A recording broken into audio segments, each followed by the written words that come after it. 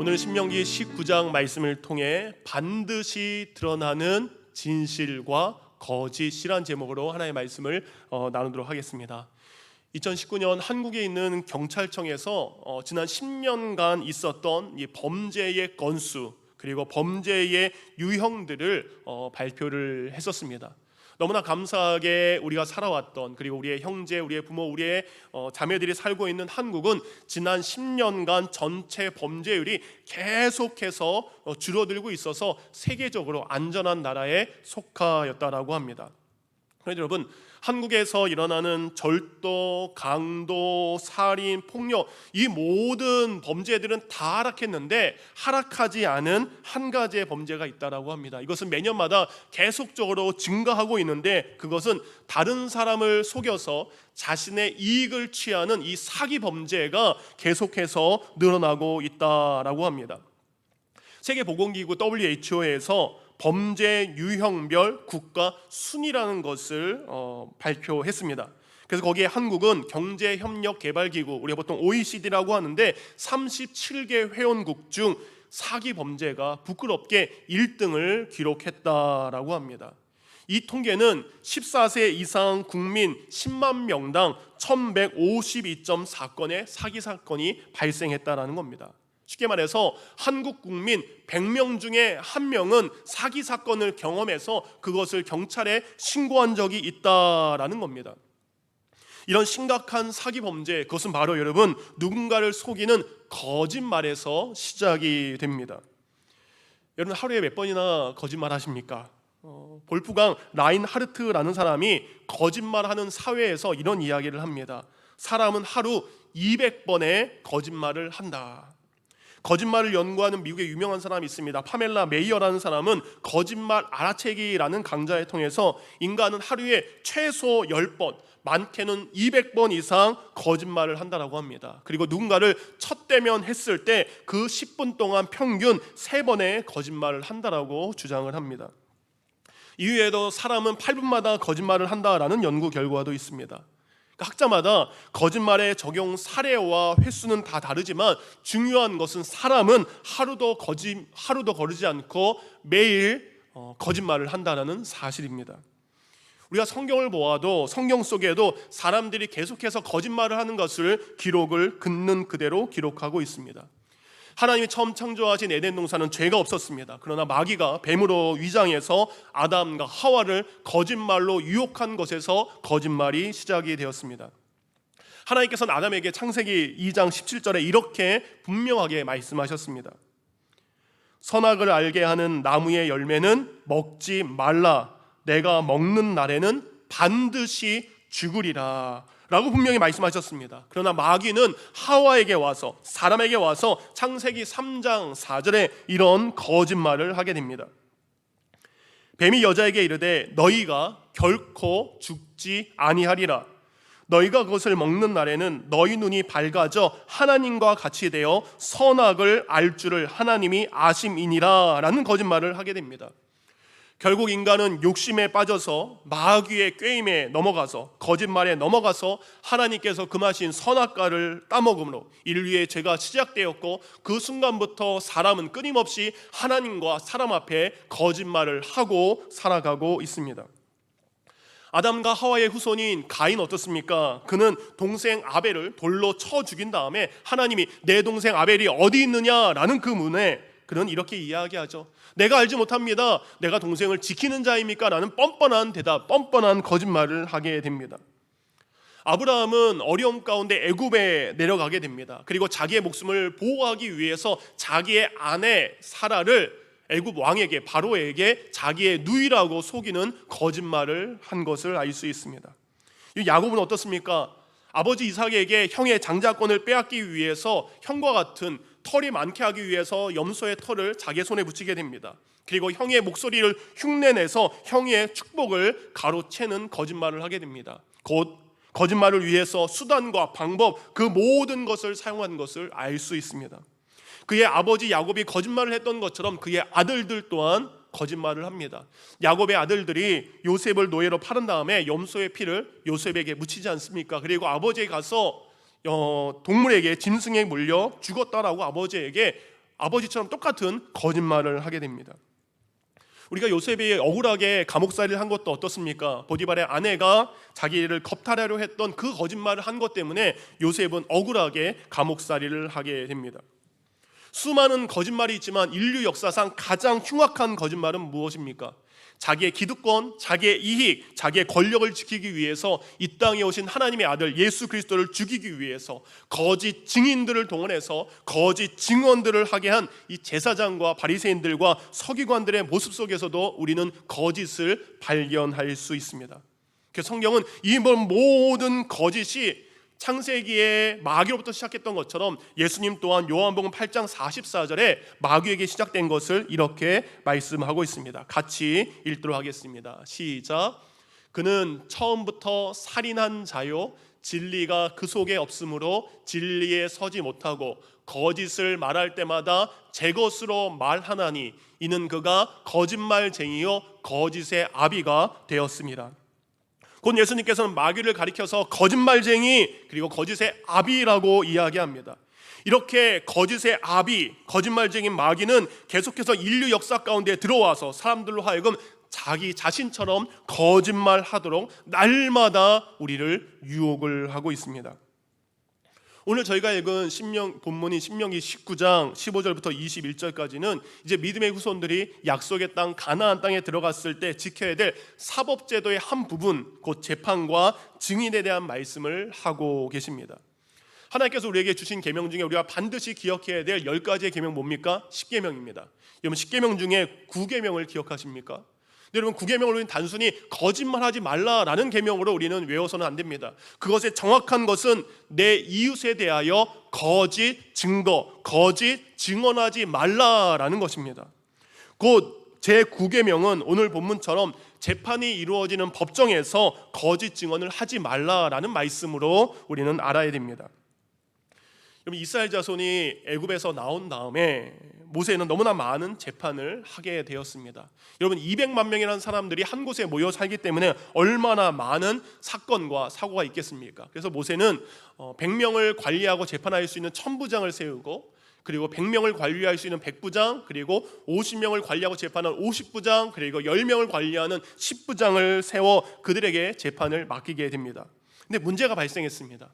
그 재판 중에서 사람들이 정직하게 솔직하게 재판에 임하는 것이 아니라 자신의 이익을 위해서 거짓 증언을 하는 경우가 점점 나타나게 생각되면서 문제가 시작되었습니다. 지금은 이제 우리가 지문이라든지 아니면 혈액을 통해서 여러 과학적인 기술이 있습니다. 그리고 CCTV나 블랙박스를 통해서 정확한 증거로 범죄를 증명할 수 있습니다. 근데 옛날에 이런 게 없죠. 그러니까 재판 가운데 나온 증인의 역할이 굉장히 클 수밖에 없습니다. 그 법정에서 가장 강력한 증거는 바로 증인의 증언이 되기 때문에 이 증인이 어떤 증언을 하냐에 따라서 재판 결과에 상당한 영향을 미칠 수 있습니다. 그런데 여러분, 누군가가 죄를 지어서 붙잡혀 피고가 되었습니다. 그리고 재판이 시작됐는데 그 피고가 나의 친한 친구예요. 나의 가족입니다. 나의 정말 가까운 이웃입니다. 그러면 정직하게 재판에서 증언해야 되는데 때로는 거짓으로 증언하는 경우가 생기게 됩니다. 이뿐만 아닙니다. 재판에 나온 증인을 권력자가 힘으로 유혹을 하기 시작합니다. 돈이 많은 사람이 돈을 통해 뇌물을 줘서 거짓 증언을 하게 되는 경우가 생기게 되었습니다. 그래서 돈에 매수되고 권력에 굴복한 사람은 공식적인 재판에서 거짓 증언을 함으로써 진짜 죄인이 무죄가 되고 반대로 죄가 없는 사람이 억울한 누명을 쓰는 일들이 생기게 되었습니다. 그래서 하나님께서는 이러한 일들이 일어나지 않도록 이 모든 일들을 바로잡기 위해서 오늘 신명기 19장 말씀과 10계명 제9계명을 이스라엘 백성들과 그리고 하나님을 믿는 우리에게 주셨습니다. 이런 사람들이 왜 거짓말을 합니까? 거짓말을 하는 이유는 드러나지 않을 거다라고 생각을 하기 때문입니다. 하지만 하나님께서는 진실이 밝혀질 수 있는 여러 가지의 단계를 오늘 본문을 통해 말씀을 하고 계십니다. 첫 번째, 진실을 밝혀가는 단계는 올바른 재판을 위해 모든 재판의 판결은 한 명의 증인으로만 하지 못하고 2-3명 이상의 증인이 있어야 판결을 할 수 있습니다. 15절 말씀 쉬운 성경으로 같이 읽도록 하겠습니다. 시작. 누가 무슨 죄를 저질렀든 한 사람의 증언으로는 유죄 판결을 내리지 말아야 합니다. 반드시 두세 사람의 증인이 있어야 유죄로 인정될 수 있습니다. 이렇게 첫 번째로 2명 이상의 증인이 있어야 됩니다. 두 번째, 이렇게 해도 밝혀지지 않았다면 두 번째는 서로의 논쟁이 격해져서 누구의 말이 진실인지 알 수 없을 때는 16절과 17절 말씀처럼 하나님 앞으로 나아가게 됩니다. 함께 읽습니다. 시작. 만일 위증하는 자가 있어 어떤 사람이 악을 행하였다고 말하면 그 논쟁하는 쌍방이 같이 하나님 앞에 나아가 그 당시에 제사장과 재판장 앞에 설 것이요. 두 사람의 증언이 있음에도 불구하고 판결이 나지 않았습니다. 그렇다면 그 재판을 가지고 하나님 앞으로 나아가야 됩니다. 이것은 하나님께 예배드리는 곳, 하나님의 임재를 상징하는 성소 앞에서만큼은 진실을 말해라 라는 것을 의미합니다. 이전에는 사람들 앞에서 거짓을 이야기했다면 이제는 하나님 앞에서는 진실을 말해야 된다라는 것을 의미합니다. 그런데 세 번째, 이렇게 해도 진실이 밝혀지지 않으면 둘 중에 한 사람이 계속해서 거짓 증언을 하고 있다면 18절을 해야 됩니다. 재판장은 자세히 조사하여 그 증인이 거짓 증거하여 그 형제를 거짓으로 모함한 것이 판명되면, 곧 하나님 앞에서 진실을 말할 수 있는 기회를 주었음에도 불구하고 끝까지 진실을 말하지 않으면 이 모든 재판을 주관하는 재판장이 세 가지를 직접 하게 됩니다. 첫 번째는 자세히, 두 번째는 조사하여, 세 번째 판명하는 과정을 하게 됩니다. 첫 번째, 이 자세히라는 것은 이번에 히브리어로 야타부라는 것입니다. 이 야타부라는 뜻은 하나님 앞에 선한 것을 찾는 것. 악한 사람들이 있습니다. 그 중에 하나님 앞에 선한 것이 무엇인지 찾아가는 과정입니다. 두 번째, 조사하다라는 히브리어는 다라쉬라는 것입니다. 이것은 자주하다, 찾아가다, 문의하다, 노력하다. 곧 범죄 현장을 직접 찾아갑니다. 그리고 진실을 밝히는 여러 가지의 노력, 지금으로 말하면 열심히 수사하는 것을 말합니다. 계속해서 진실을 찾을 수 있도록 그런 노력을 하는 것입니다. 그래서 마지막 판명하게 되는 거죠. 이 판명하다라는 것은 히브리어로 힌내라는 뜻입니다. 이 힌내라는 것은 자, 봐라, 영어로는 look and see를 의미하는 것입니다. 하나님 앞에 선한 것을 찾아서 마침내 거짓 증언자가 누구고 진짜 범인이 누구인지 그것을 통해 보게 된다라는 뜻입니다. 여러분, 이 과정을 통해 거짓 증인은 이 거짓 증언을 통해서 첫 번째, 지역의 재판관을 속인 것이 됩니다. 두 번째, 하나님 앞에 나와서 하나님을 속이게 됩니다. 그리고 마지막으로 진실을 말하는 증거와 참된 증인을 속였기 때문에 그를 기다리는 것은 바로 하나님의 심판입니다. 이렇게 수많은 재판 과정에서 거짓 증언으로 위증한 지인은 21절 말씀처럼 행해서 다시는 이스라엘 백성 가운데 이런 악이 일어나지 못하도록 19절에 명령하십니다. 먼저 21절 말씀 읽습니다. 시작. 여러분은 그와 같은 거짓 증인에게 동정을 베풀지 말고 생명은 생명으로, 눈은 눈으로, 이는 이로, 손은 손으로, 발은 발로 갚아 그를 벌하십시오. 이것을 보통 어려운 말로 동해보복법이라고 합니다. 동해보복법은 같은 해를 가지고 보복을 한다라는 것입니다. 곧 거짓으로 증언해서 위증한 사람은 곧 죄인이라고 하지 않고 죄 없는 사람을 죄인이라고 한 사람, 그에게는 동정과 긍휼을 베풀지 말고 그 위증의 값을 받게 하라는 말씀입니다. 그렇게 해야 악이 제거되고 다른 사람들이 이 모든 일을 듣고 그 사람처럼 거짓 증언을 하지 않기 때문입니다. 현대인의 성경 19절과 20절 같이 읽습니다. 시작. 죄 없는 사람이 받을 뻔했던 형벌을 그 거짓 증인이 받도록 하여 여러분 가운데서 이런 악을 제거하십시오. 그러면 다른 사람들이 그 일을 듣고 두려워하여 다시는 그런 거짓 증인을 하지 않을 것입니다. 예를 들어서 누군가가 거짓 증언으로 다른 사람에게 살인 누명을 씌우는 것이 탄로가 났다면, 곧 죄 없는 사람을 죽이려고 했다면 그 거짓 증언한 사람은 그 거짓 증언한 그대로 살인자에 해당하는 곧 생명을 뺏으려 했기 때문에 그 사람의 생명을 향하는 동해 보복고에 같은 벌을 받게 되는 것입니다. 우리는 잊지 말아야 됩니다.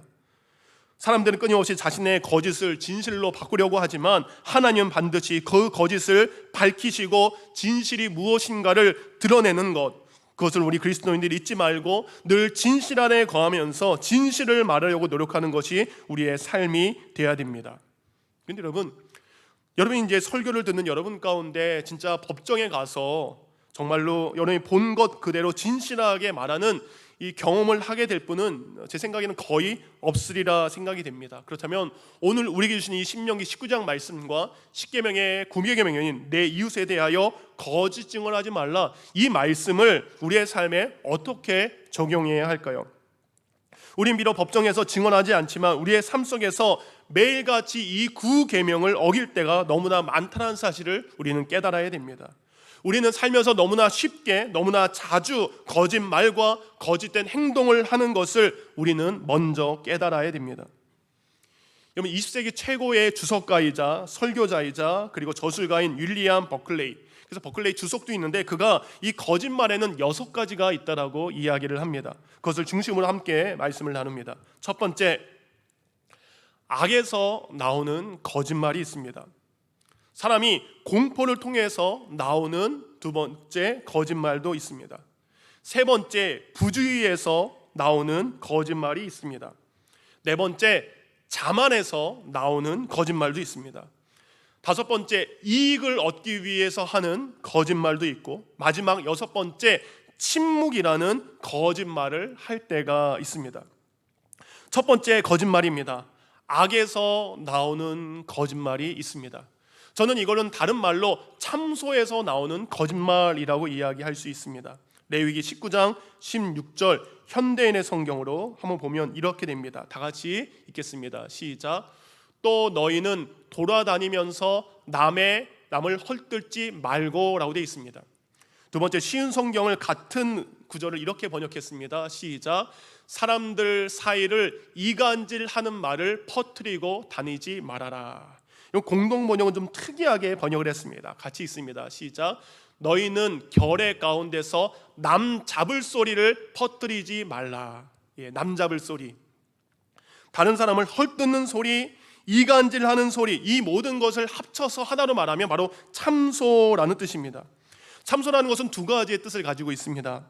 남을 괴롭히고 망하게 하려는 목적의 거짓말, 이것이 참소입니다. 또 다른 뜻은 남을 헐뜯어 없는 죄를 있는 것처럼 꾸며서 다른 사람에게 고해 바치는 행동, 의미를 말하는 것입니다. 곧 재판에서 죄가 없는 사람들, 그를 죄 있다 위증하는 것처럼 우리 이웃들 중에 죄 없는 사람에게 그가 죄가 있는 것처럼 악의적인 말로 헐뜯고 그리고 그를 잡을 말처럼 그에게 비방하는 말을 하고 있다면 그것 또한 거짓말이라는 겁니다. 쉽게 말하면 저희가 지금 많은 사람들이 무엇을 하고 있습니까? 인터넷을 하면서 악성 댓글을 달거나 누군가에게 악성 리플을 다는 것이 바로 이런 거짓말의 한 종류라고 이야기할 수 있습니다. 여러분, 전갈은 꼬리에 독이 있습니다. 여러분, 독사는 입에 독이 있습니다. 그것처럼 사람들은 그 혀의 말에 독이 있음을 우리는 잊지 않아야 됩니다. 남을 비판하기 위한 비판은 결국 거짓말이 될 수밖에 없습니다. 그 상대방에게 치명적인 상처를 줄 수밖에 없습니다. 그 잠언 18장 21절은 이렇게 말씀하고 있습니다. 다 같이 읽습니다. 시작. 죽고 사는 것이 혀의 힘에 달렸나니. 잠언 25장 18절입니다. 함께 읽습니다. 시작. 자기의 이웃을 쳐서 거짓 증거하는 사람은 뭡니까? 방망이요, 칼이요, 뾰족한 화살이니라. 우리가 남을 헐뜯고 비방하는 것, 그것도 거짓증이라는 것을 깨달아야 됩니다. 이웃을 비방하고 죽이는 혀의 말이 아니라 우리가 내 마음이 멈춘 그림 묵상에서 봤던 것처럼 살리는 말을 하는 것, 우리가 해야 될 마땅한 것입니다. 그래서 예수님께서 마태복음 12장 37절에 우리의 말에 대해서 이렇게 이야기합니다. 같이 읽습니다. 시작. 내 말로 의롭다함을 받고 내 말로 정죄함을 받으리라. 이 공동 번역은 이렇게 번역하고 있습니다. 내가 한 말에 따라서 너는 옳은 사람으로 인정받게도 되고 죄인으로 판결받게도 될 것이다. 내가 한 말이 곧 내가 누구인지를 알려준다는 사실을 잊지 않기를 원합니다. 그러게 우리 그리스도인들은 악의적인 말, 참소의 말, 남을 정죄하는 거짓말, 이것을 버릴 수 있는 믿음의 그리스도인들이 되기를 원합니다. 두 번째 거짓말은 여러분 공포에서 나오는 거짓말이 있습니다. 죽음과 같은 위협을 느꼈을 때, 우리의 믿음의 선조들이 순교의 위험 앞에서 아니면 어려운 상황을 회피하기 위해서 그때 하는 거짓말을 의미합니다. 여러분 상황윤리라는 것이 있습니다. 그럴 수밖에 없었어, 어쩔 수밖에 없었어, 그렇게 변명하는 것이 이 거짓말의 한 예라는 것입니다. 마치 베드로가 대제사장의 집에서 자신의 목숨을 지키려고 어쩔 수 없이 3번이나 예수님을 모른다라고 거짓말하는 것이 바로 이것입니다. 일제강점기 대부분의 교회들이 그래도 내가 살아야, 성도가 살아야, 목사가 살아야, 교회가 문을 안 닫아야 예배할 수 있다라는 이 상황윤리를 말하면서 일본이 강요하는 신사참배, 신사참배가 뭡니까? 일본 전쟁 귀신 아닙니까? 그것에 절한 다음에 하나님께 예배드리는 크나큰 잘못을 했던 것을 우리는 잊지 않고 기억해야 됩니다. 또 다른 예로 여러분의 아이들 한번 생각해 보시기 바랍니다. 아이들이요, 부모님이나 우리 선생님들에게 자신의 잘못이 드러나는 순간 아이들은 방어적으로 그 순간 거짓말을 하게 되는 경우도 바로 이 경우입니다.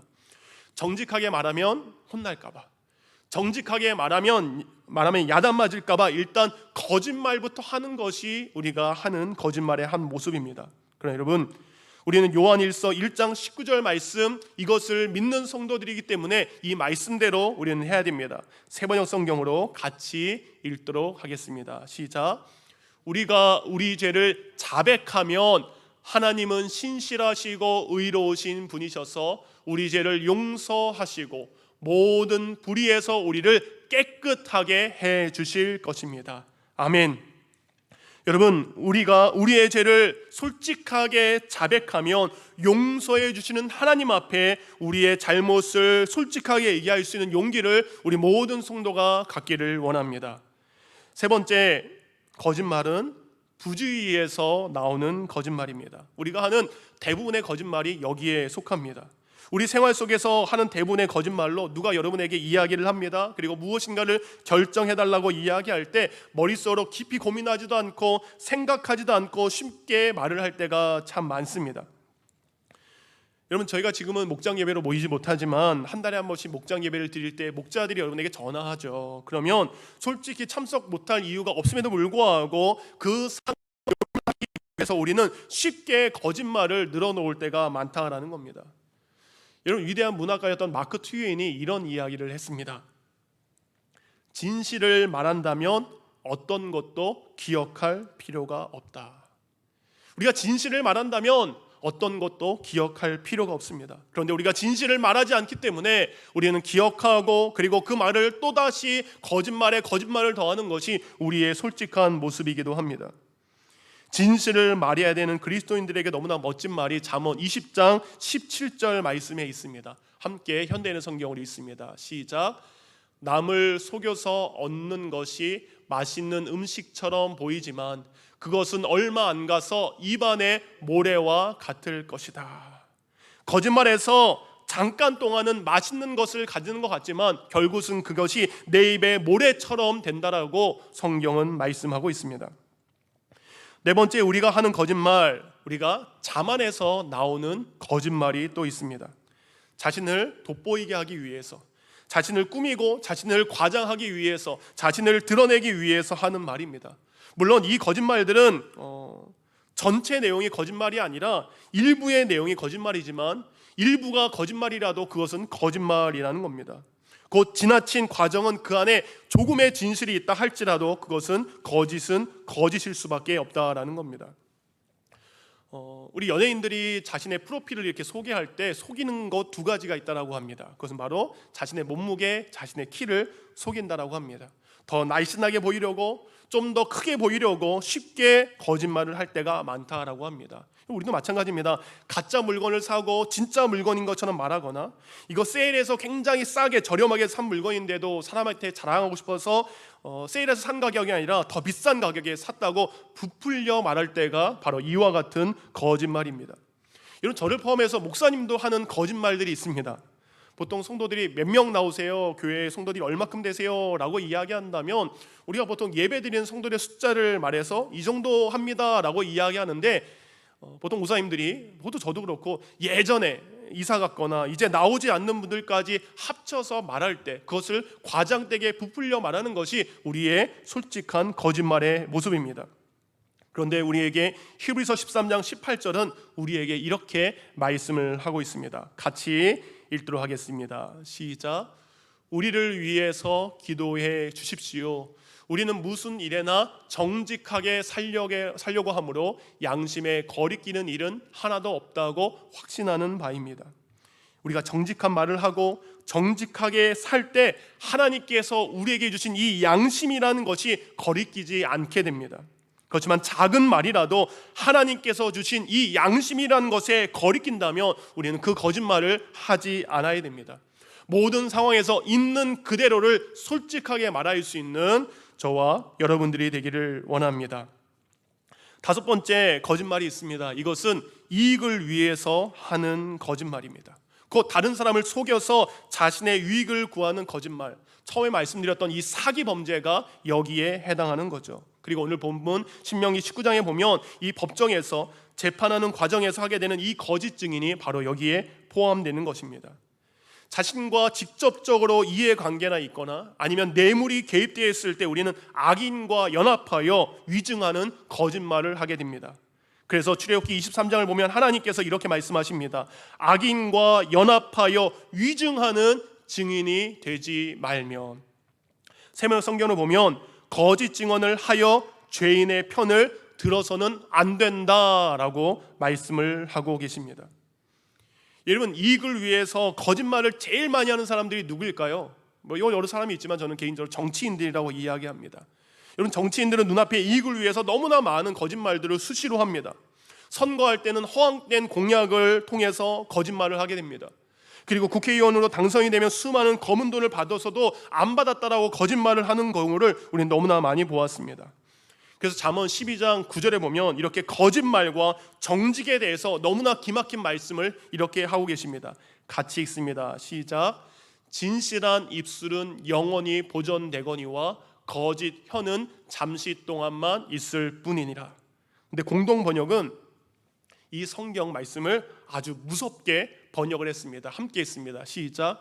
참말만 하는 입술은 길이 남아나지만 거짓말하는 혀는 눈 깜짝할 사이에 잘린다. 당장 눈앞의 이익을 위해 거짓말을 하게 되면 그동안은 잠깐의 이익을 받는 것 같지만 곧 진실이 밝혀져 혀가 깜짝하는 사이에 잘려나가는 것처럼 곧 큰 손해를 보게 된다는 사실을 잊지 않기를 원합니다. 그래서 이익을 위한 거짓말을 우리 모두가 버리기를 원합니다. 마지막, 이 침묵이라는 거짓말이 있습니다. 여러분, 말을 많이 하는 것도 문제지만 꼭 해야 될 말을 하지 않고 침묵을 지키는 것도 거짓말이 될 수 있습니다. 누군가가 다른 사람을 이유 없이 근거 없이 비방할 때 그것을 똑같이 듣고 있다면 그 거짓말에 동조하는 행동입니다. 그리고 진실을 알면서도 그 진실을 밝히지 않는 것 또한 거짓말이 될 수 있다라는 겁니다. 예전 한국에 이런 사건이 있었습니다.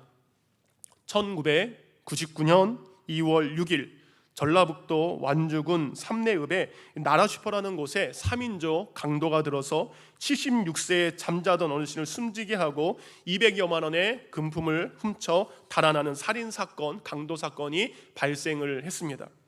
경찰은 얼마 후에 이 삼내 나라슈퍼 3인조 강도 사건의 범인을 지목하게 됩니다. 첫 번째, 19살의 지적장애인, 그리고 19살의 그리고 저학력자, 그리고 18살의 저빈곤층, 10대 후반의 우리 청소년들을 범인으로 지목하게 됩니다. 그렇지만 여러분, 얼마 후 부산에서 이 진범으로 추정되는 3명의 사람이 체포가 되었습니다. 그런데 당시 이 사건을 담당했던 전주지검의 검사는 부산의 3인조는 범인이 아니다라고 이야기하면서 사회적인 약자였던 이 3명의 사람들을 범인으로 결정을 하게 됩니다. 그리고 이들은 진범으로 지목되어서 교도소에서 3년에서 6년의 시간을 만기 출소의 시간을 보내게 되었습니다. 하지만 여러분, 후에 이 판결을 뒤집는 결정적 증인과 증언이 나타내게 되었습니다. 그것은 자신들을 대신해서 억울한 누명을 쓰고 교도소에 간 이 3명의 청소년들을 미안한 마음으로 바라봤던 진범, 그 진범 중에 한 명이 침묵을 깨고 자신의 범행을 그대로 자백하고 자수하게 된 것입니다. 나를 비롯한 3명이 진범입니다 라고 이야기를 한 거죠. 침묵을 깬 이 증인의 증언을 통해 다시 재판이 시작되었습니다. 그리고 이 사건이 일어난 지 17년 만인 2016년 10월 28일에서야 이 3명의 청소년들은 무죄를 선고받게 되었고, 그리고 재판부도 다음과 같은 공식 사과를 전하게 되었습니다. 지난 17년간 정신적, 육체적 고통을 겪은 이들과 그의 가족들에게 깊은 위로를 전합니다. 여러분, 이 진범은 자신이 진실을 말한다면 교도소에 갈 것입니다. 그렇지만 자신이 진실을 말해서 비록 몸은 교도소에 갔지만 그의 마음과 그의 영혼은 괴로운 짐을 벗고 진정한 평안을 회복했으리라 믿습니다. 사랑하는 성도님들, 반드시 진실과 거짓은 드러나게 됩니다. 왜냐하면 하나님께서 우리를 지켜보고 계시기 때문입니다. 혹시 이 땅에서 진실이 숨겨지고 거짓이 드러나지 않았다 할지라도 하나님의 심판대 앞에서는 그 모든 것에 대한 심판을 받게 된다는 사실을 우리가 잊지 않아야 됩니다. 그러기에 우리는 거짓을 버리고 진실한 사람으로 살아가야 됩니다. 그렇다면 여러분, 우리가 진실을 말할 수 있는, 거짓을 버릴 수 있는 사람이 어떻게 됩니까? 에베소서 2장 22절부터 25절 그 방법을 이렇게 말씀해 주고 계십니다. 다 같이 읽겠습니다. 시작. 너희는 유혹의 욕심을 따라 썩어져가는 구습을 따르는 옛사람을 벗어버리고 오직 너희의 심령이 새롭게 되어 하나님을 따라 의와 진리의 거룩함으로 지으심을 받은 새 사람을 입으라. 그런즉 거짓을 버리고 각각 그 이웃과 더불어 참된 것을 말하라. 이는 우리가 서로 지체가 됩니다. 현대인의 성경으로 다시 한번 우리 쉬운 의미로 한번 읽겠습니다. 시작. 옛날의 생활 방식, 곧 거짓된 욕망으로 부패해가는 옛사람을 벗어버리고 마음과 정신이 새롭게 되어 하나님의 모습대로 의와 진리의 거룩함으로 창조된 새 사람이 되십시오. 그러므로 여러분은 거짓을 버리고 각자 자기 이웃에게 진실을 말하십시오. 우리는 모두 한 몸의 지체들입니다. 사랑하는 성도님들, 우리가 거짓말을 하는 것, 그는 남이 아니라 우리 안에 있는 지체라는 것입니다. 이 땅에 오신 예수 그리스도는 진실을 위해서, 진리를 위해서 이 땅에 오셨습니다. 그래서 이 땅에 오신 예수 그리스도는 처음부터 끝까지 진실된 삶을 살았고 진리만을 말씀하셨습니다. 세상이 거짓되면 거짓될수록 우리가 정직하게 살아가는 것, 진실하게 살아가는 것이 어려운 말이 되었습니다. 그래서 우리의 진실 때문에, 우리의 정직 때문에 때로는 우리가 손해보는 시대에 우리는 살 수도 있습니다. 그렇지만 여러분, 세상에선 손해볼 수 있지만 정직하게 살아가는 사람들에게 하나님이 내려주신 복이 있습니다. 우리가 시편 84편 11절과 12절 말씀, 이 하나님께서 주시는 복을 받아야 됩니다. 이 성경 구절을 읽으면서 설교를 마칩니다. 함께 읽도록 하겠습니다. 시작. 여호와 하나님은 해요 방패이시라. 여호와께서 은혜와 영화를 주시며 정직하게 행하는 자에게 좋은 것을 아끼지 아니하실 것입니다. 다시 한번 정직하게 읽겠습니다. 시작. 정직하게 행하는 자에게 좋은 것을 아끼지 아니하실 것임이니이다. 만군의 여호와여, 주께 의지하는 자는 복이 있나이다. 아멘. 여러분, 이 말씀을 믿으십니까? 이 하나님의 약속을 믿으십니까? 그렇다면 하나님은 정직하는 자에게 좋은 것을 아끼지 않고 부어주신다는 이 약속의 말씀을 믿고 정직하게 진실되게 살아가기를 원합니다. 그리고 한 가지 잊지 마시기 바랍니다. 부모가 정직하면 그 자녀도 정직하여 하나님께서 주시는 이 복을 받게 됩니다. 그렇지만 부모가 정직하지 못하면 그 자녀 또한 정직하지 못한 것을 배우게 됩니다. 우리 모두가 진실을 말하고 정직한 삶을 통해서 하나님께서 정직한 자에게 주시는 가장 좋은 것들, 그 복을 누리는 우리 모든 성도가 되기를 주님의 이름으로 축원합니다.